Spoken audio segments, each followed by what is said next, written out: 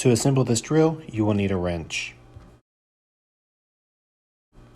After unpackaging your drill press, feel free to remove any excess oil off of painted areas of your drill press. The first step is to attach the column to the base. Please use the provided bolts and washers. Make sure the column is attached to the base firmly.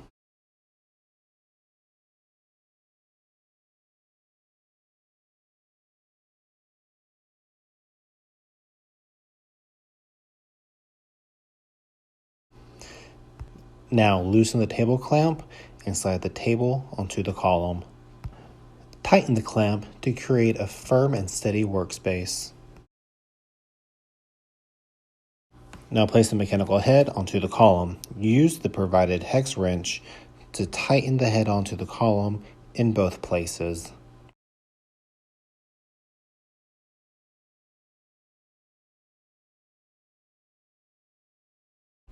Screw in your feed levers.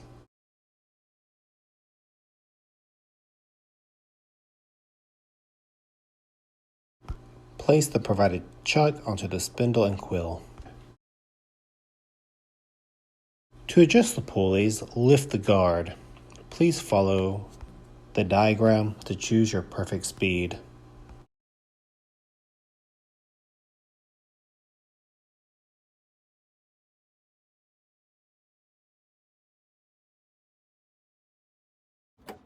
A safety mechanism is embedded in the on-off switch.